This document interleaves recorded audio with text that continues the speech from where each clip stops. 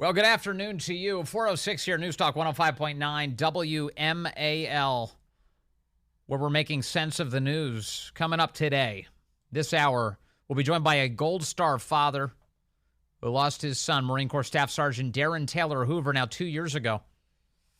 Make that junior 2 years ago in Afghanistan during that disastrous Biden administration-led withdrawal.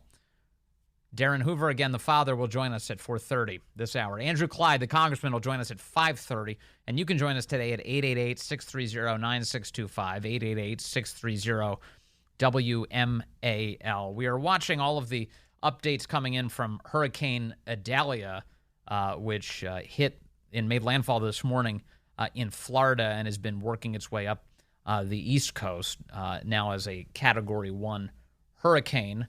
And it's had some maximum sustained wind speeds of around 75 miles per hour in the last hour or so.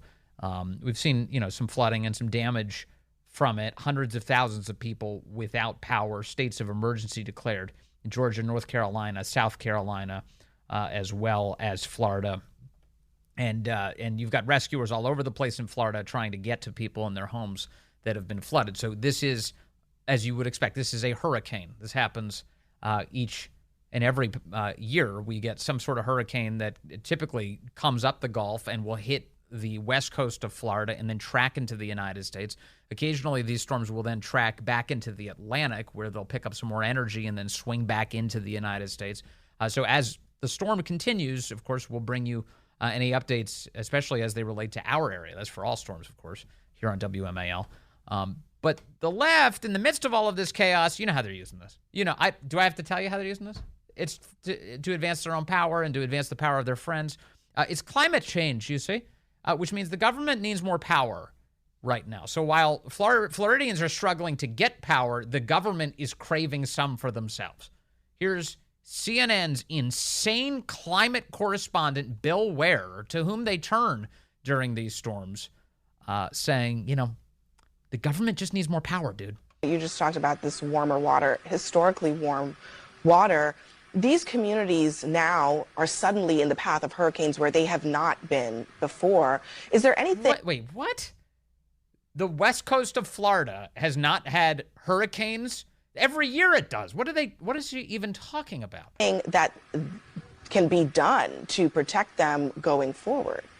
Hey, let's build a wall. Let's put up a big net that catches hurricanes. How are we going to stop a hurricane? That's an amazing question. It's the biggest sort of trillion-dollar question about how you adapt communities like this to the world that we're already now living in, at the same time trying to mitigate further, more wicked storms down the road with more fossil fuel pollution. Mitigate. We can control the weather down the road. We can control it. And the reason we're getting these storms is all these fossil fuels. The fact that your family owns an SUV is the reason that a hurricane just hit Florida. There are more wicked storms down the road with more fossil fuel pollution.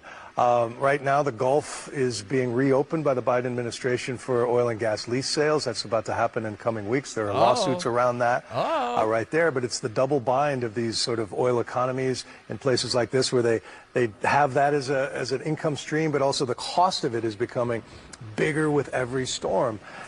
Science has been warning about this for a very long time. In many ways, it's been predicted. It's the speed that we're seeing these changes that has taken most folks by surprise. Science has been warning about this. Never mind the fact that we've seen positive hurricane trends over the last few years, the diminishing number of hurricanes hitting the United States. Never mind any of those details.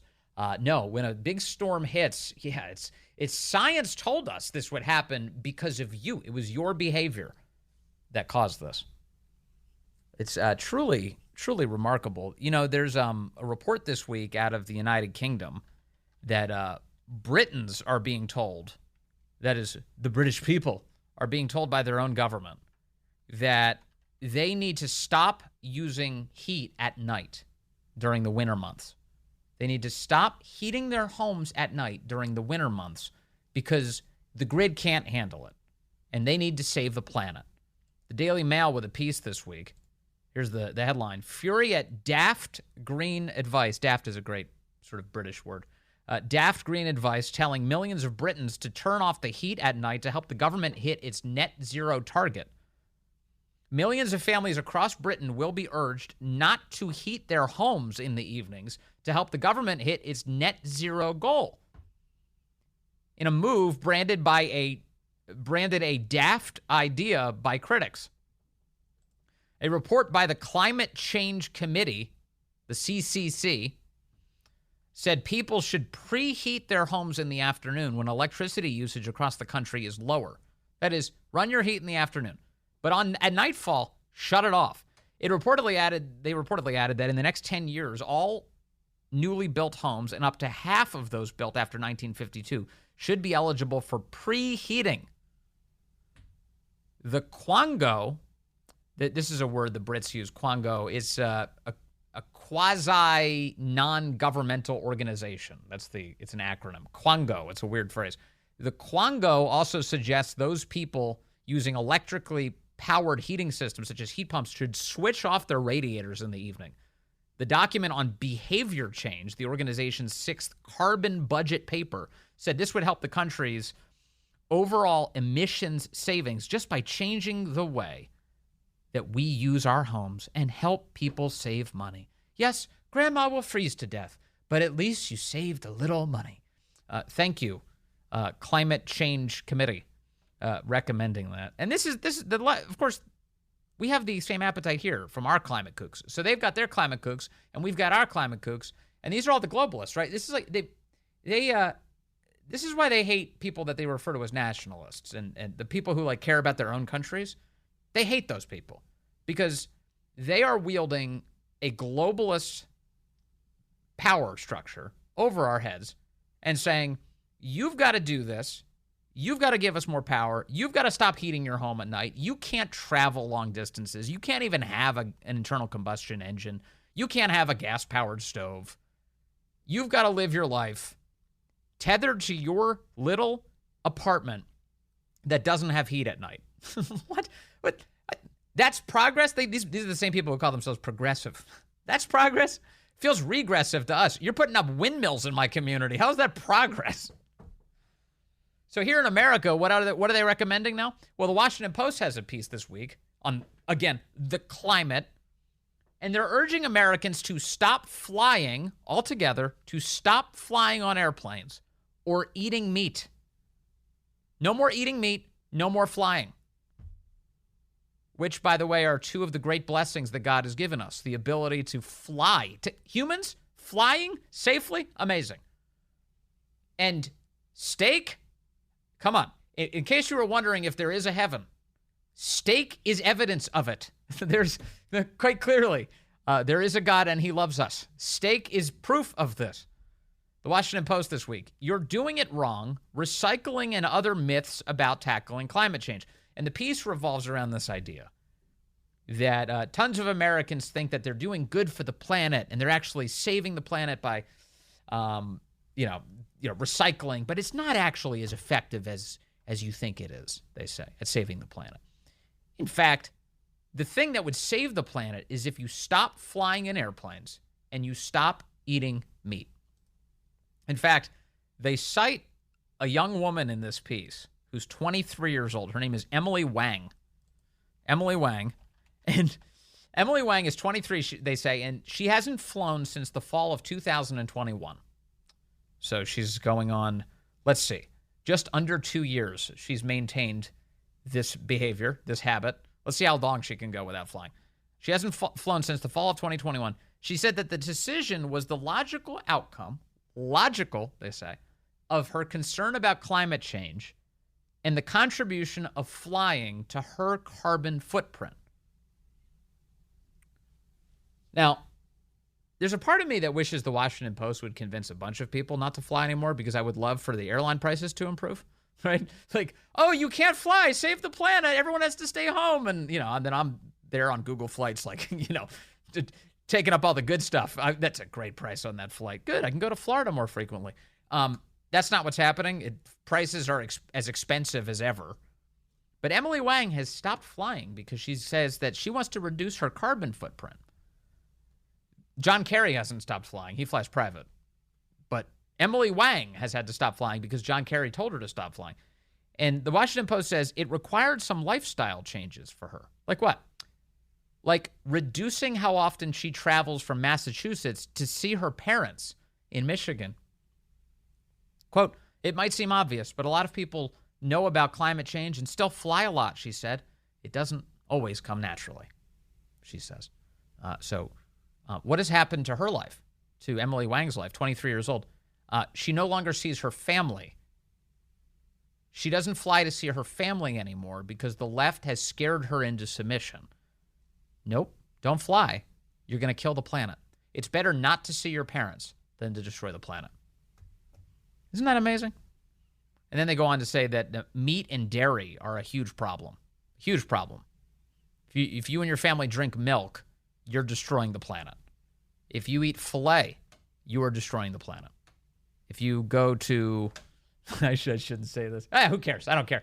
If you go to Bourbon Boulevard and you order a big fat steak, you're destroying the planet. I'm sure that's not the endorsement they're looking for, but trust me, do it. Do your part here. Burn a tire, then go get the tomahawk steak. It's so good. It's crazy. It's crazy. Meanwhile, at the White House today on the subject of the left, the left is trying to take advantage of the hurricane. Peter Doocy, thank God he's back in the White House now after he took a break, to welcome a new kid into the world. I believe that's why he was gone, paternity leave. Peter Doocy asks Karine Jean-Pierre about why the White House seems to be very active in their response to Hurricane Idalia, because they're putting out statement after statement. They put Joe Biden in front of a microphone today. They made him give a speech. I mean, that's a big deal when you roll him out of bed at 11:30 in the morning and finally get him to say something. So Peter Doocy asks Karine Jean-Pierre to explain why the response seems to be so robust right now, when just a few short weeks ago in Maui, the White House didn't seem to care at all that the entire place was burning to the ground. It seems like the hurricane response so far is robust. Did you guys realize that the initial Hawaii wildfire response was not that good? Or is it just easier for people to get help from the White House when the president is not on vacation? Whoa! Holy cow! So both barrels just blazing here. How does Karine handle it? So the premise of your question and the way you posed your question, I disagree, just for the record. So if you were to do your reporting and speak to the governor of Hawaii, the senators of Hawaii, the folks on the ground, they would say that the president reacted in record time when it came to dealing with the wildfires. Record time. When it came to dealing and making sure that they got everything that they need on the federal level right to away. deal with what was going on the ground. $700. Let's not forget, there were more than 600 federal employees on the ground already to assist with the wildfires in Maui. So your question is wrong, is flawed in many, many ways. And I would advise you to go speak to the governor and the local and state officials in Hawaii. Yeah, why don't you talk to some Hawaiians and find out what they think of Joe Biden's response? We take a short break to refer to some Hawaiians now. Here he comes after 13 days. Wow, he's finally here! Wow, yeah! Awesome. Yeah, thanks for nothing! You!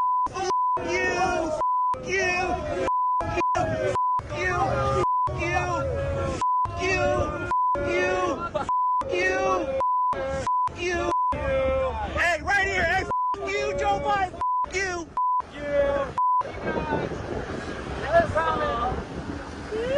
Good job, guys. Yes, sir. Yeah, so there's that. I'm starting to think Peter Doocy's question was exactly right. Just amazing. She'll say anything. Joe Biden's the smartest man I know. He responded faster than anybody. He was there the moment the fire started. Like, she's unbelievable. She's truly unbelievable. She'll say anything. This is a tough week for America, and particularly for the Gold Star families. All of the military service members who lost their lives in Afghanistan now just about 2 years ago now, almost to the day. And yesterday, those Gold Star families testified before Congress. We'll be speaking to a Gold Star father coming up, Darin Hoover, his son, Marine Corps Staff Sergeant Darin Taylor Hoover, Jr. But I want to play some audio first from another gentleman, Mark Schmitz. He's the father of Marine Corps Lance Corporal Jared Schmitz, also died at the bombing of Abbey Gate. And he had some very rough words yesterday for the Biden administration. 2 years has gone by, and where are we? To be frank, we're knee-deep in bullshit is where we are. Everyone who held a key position in the military still has that position or has been promoted. Yeah, nobody punished for any of that. Stu Scheller, the lieutenant colonel in the Marine Corps who spoke up about all of this and said he can't believe what happened and that he wanted his senior leaders to be more responsible. He's been forced out of the Marine Corps for publicly voicing that opinion. Nobody else held accountable. Here's more from Mark Schmitz. Not a single person has been held accountable. Our so-called leader can't seem to even utter their names in public, not even once. Mr. Biden has run his entire political campaign for 50 years as the family man. Well, I've got news for you, sir. The curtain has been lifting, and that campaign slogan will never work again. We have seen what's going on in your family, and even worse, we've seen how you've been treating us as Gold Star families. And there couldn't be anything more disgusting and cowardly than the way you have treated us.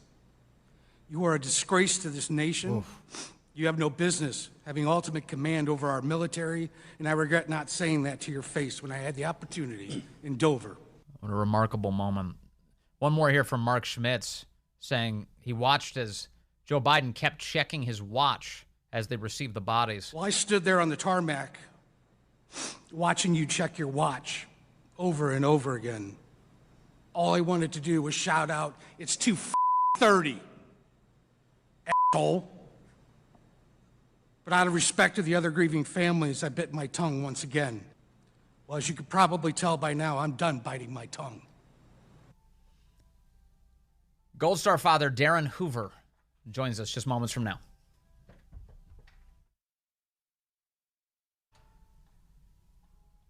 Good afternoon to you. 4:35 here at News Talk 105.9 WMAL, where we're making sense of the news. Coming up, Congressman Andrew Clyde joins us in the next hour, 5:30.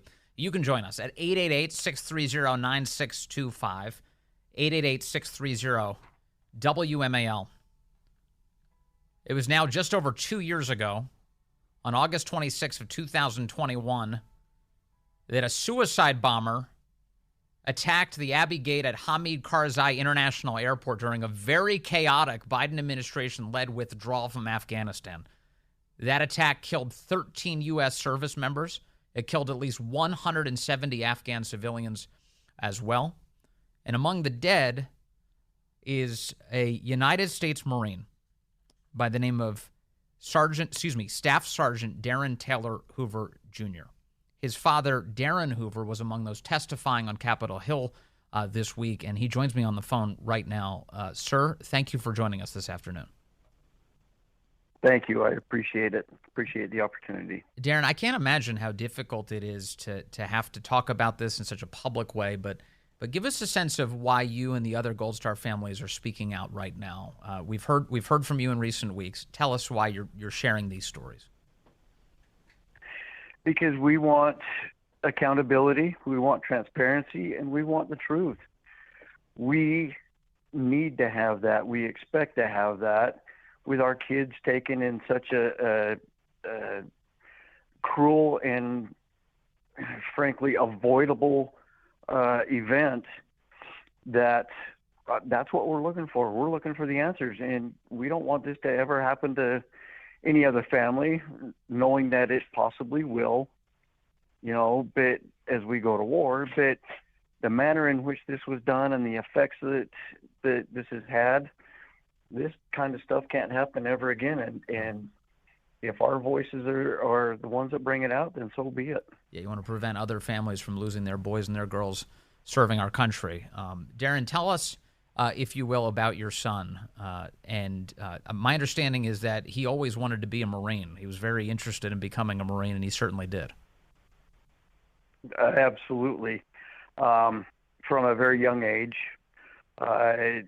he expressed interest in doing that.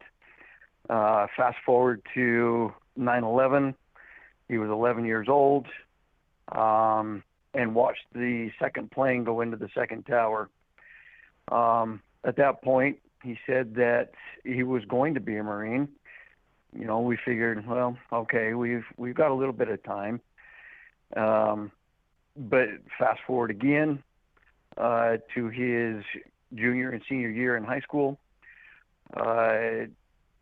Saw the recruiters coming in, loved the uniforms, and that was the end of that. He'd already made his decision long ago, but that just cemented it. But Taylor is the great protector. He always stood up for the little guy. He was the anti-bully and always was the peacemaker. You know, fiercely loved his family, to include nieces, nephews, cousins, you name it.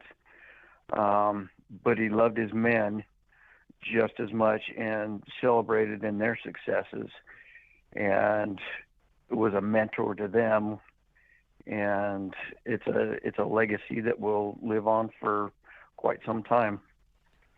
The day of the bombing, I've seen reports that after the bomb had gone off and he was dying from his injuries, he was still handing out ammunition to the Marines around him. Can you tell us about that, what you've heard about your son and his valor? Absolutely. He was hit, and unfortunately it was mortally wounded. He still had the wherewithal to put a tourniquet around his leg.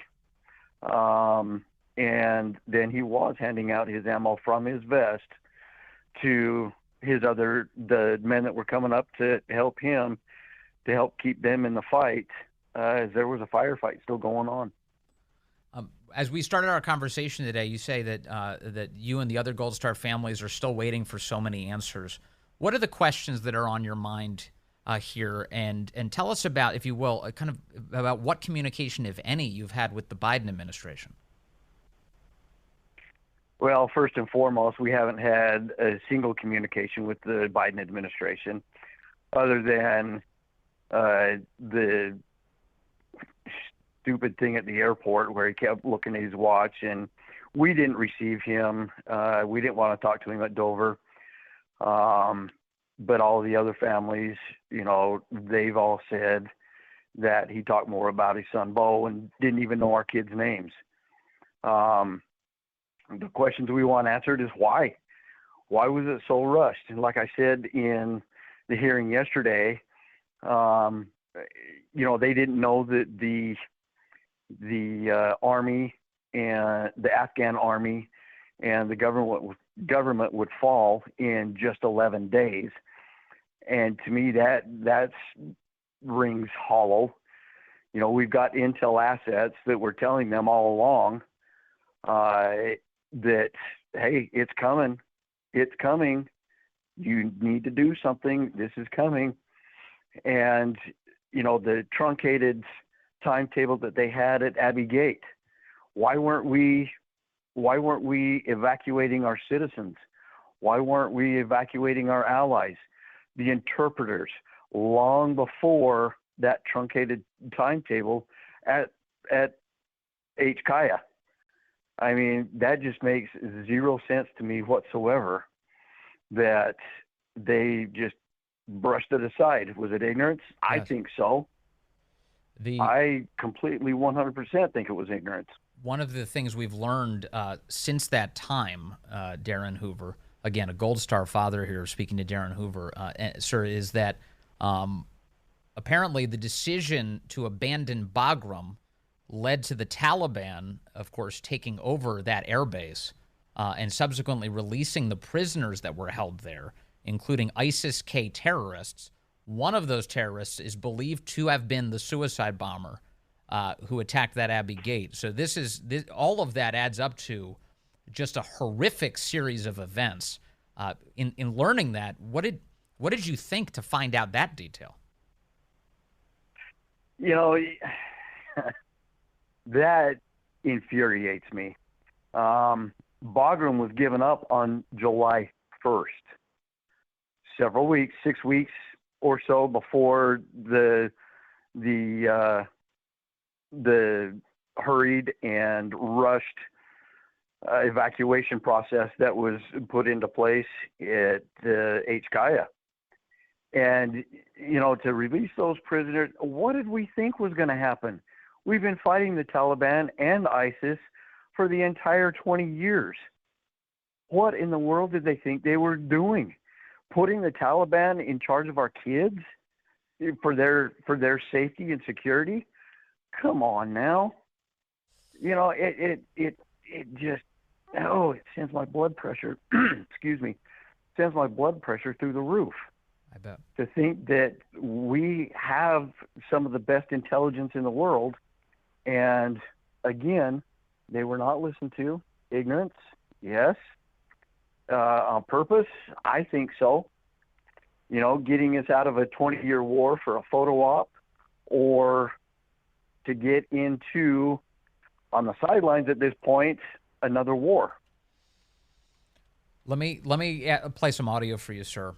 Yesterday, you referenced a statement that Joe Biden made several weeks ago. This is about 2 weeks ago that Joe Biden said this, and I want to get your reaction. Name me a single objective we've ever set out to accomplish that we've failed on. Name me one in all of our history. Not one. Name me one that we've ever failed on. Yesterday, you brought this up. What did you have to say about that statement? I told him to look at the pictures. We had 13 pictures of our fallen around the back of the Chairman McCall and all the rest of the congressmen. And Congressman McCall had read their names. Congressman Mast had read their names. Congressman or Congresswoman, Dean had read their names. I mean, there's 13 reasons right there. There's 13 things that he failed. He failed our kids. He failed our country. He failed the military. Ultimately, it's up to him. Unfortunately, that's the way our country's run. The suits have made the decisions and not the boots on the ground. And I don't know if he thought that. I'm sorry, go ahead. No, please finish your thought. I don't know if he thinks yelling is going to make a difference and raising his voice. When he yells, it seems like he's telling more lies. To me, he's just filling us full of BS. The impression I'm getting from all of the Gold Star families here is they'd like to see Joe Biden leave office. We've seen a number of people say yesterday that they want him to resign. They want him to, of course, accept responsibility. He's a disgrace to our nation, said Mark Schmitz, the father of late Marine Corps Lance Corporal Jared Schmitz. A lot of really tough assessments of the President of the United States. What do you think of Joe Biden, sir? I seriously can't stand the man. Cognitively compromised, morally compromised. He spent 50 years in the Senate, the vice president, and now the president. Everything it all leads up to one thing. He's not capable and not fit to be in the office that he is. Sir, Darin Hoover is our guest. Again, a Gold Star father, the father of Marine Corps Staff Sergeant Darin Taylor Hoover, Jr. My understanding is that there has been a meeting arranged with the former president of the United States, a man who's hoping to become president again, Donald Trump. Are you going to be part of that meeting, sir? I will. Let me correct you just one thing. Take the junior off of Taylor's name. We've got the same names. It's just different middle names. Oh, excuse me. Okay. Just as a preface to it. You got it. No, you're fine. You're fine. We are meeting with him. We're getting ready to head over right now. Hopefully to get some more insight as to his plans and the plans leading up to the withdrawal. Yes. And get his assessment and get some more answers from him as well. He was the last one that helped make the decisions. I've been told by a couple of special forces guys that a plan was put in place, but all of that plan was made by the military. President Trump stayed out of it and put it to his leadership of our men and women. It was executed. It was trained for, and trained over and over and over again. So contingency plan was put in place. Several contingency plans were put in place. They were training on those as well. And then when Biden stepped into the Oval Office, he put the kibosh to it and sent that plan into oblivion. Finally, given all of the time that you've now, basically all of the coverage, there's been some coverage, luckily, of the Gold Star families, to include yourself, sir. Have you heard anything now from the Biden administration? Are they reacting in any way, or does it continue to be silence from them? It's been silence. Nothing. We've gotten nothing from them. We all got a letter about a year in after the event, and it was the same letter to each one of the families. And to me, it looks like it was photocopied and then his signature stamped on. It was not individual to each family or of each individual of our children, but that's it. That's the only thing we've gotten. Okay. The administration hasn't said squat to us. Well, Darin Hoover, our prayers are with you and your family. God bless your son and his service to this great country. And I hope you get the answers that you deserve here, sir. I really do. And I'm very thankful that you spent some time with us today. Well, I appreciate it. Anytime we can talk about our kids, we'll happily do that. Yes, anytime, amen. And appreciate the coverage. You got it. Thank you, sir, very much. This is Darin Hoover, the father of Staff Sergeant Darin Taylor Hoover, joining us on the program to discuss what he and the other Gold Star families have experienced in the wake of that horrific withdrawal from Afghanistan. Our prayers with that family and our gratitude to them. Let's take some phone calls now. We've got Chris in Thurmont calling in now, line 2. Chris, good afternoon. You're on the Vince Coglianese Show. Hey, Vince, how you doing? Yeah, that really pulled on my heartstrings. My prayers and all the prayers of the people I know, they go out to families like that. It just and to not have answers that's the worst part. It's hard to get closure at that point. So I'm flabbergasted, to be honest with you. They've had no access to after-action reports or anything like that, and anything that they've gotten has been whitewashed. So I'm furious about certain things, but mainly I wanted to say my hearts and prayers go out to those families and what they've been through. You know, the job of commander-in-chief obviously is going to include making decisions that involve life and death. It's certainly been the case for every commander-in-chief of our lifetimes, and you have to live with the consequences of the decisions that you make. But I find it totally callous and insane that you don't communicate with the Gold Star families because you're afraid that you might get some bad press or something. What a shallow way to assess this. I'm a former tank commander, and I had to take criticisms all the time. I got a lot of pats on the back, but I had to take criticisms all the time. Like, you should have done this, you should have done that. You got to take the good with the bad. Yeah, you do. I don't know. Maybe Biden decided he didn't want to hear from them anymore. There was this report in the Atlantic this week from the same reporter who's been at the White House behind closed doors and was able to get access to some of this, and says that the families confronted Biden at Dover, that the one father, Schmitz, went up to him and said of their son, Jared, don't you ever forget that name. He showed him a photo. Don't you ever forget that face. Don't you ever forget the names of the other 12. Take some time to learn their stories. Biden replied, I do know their stories, he said defensively. And after the dignified transfer, the families piled onto a bus. A sister of one of the dead screamed in Biden's direction, I hope you burn in hell, she said. Maybe that's why he stopped communicating. He just felt like he didn't need to. I don't know the answer, but I hope they get theirs. I hope they get their answers. Andrew Clyde, the congressman, joins us in the next hour. We've got a lot to talk about. It's ahead.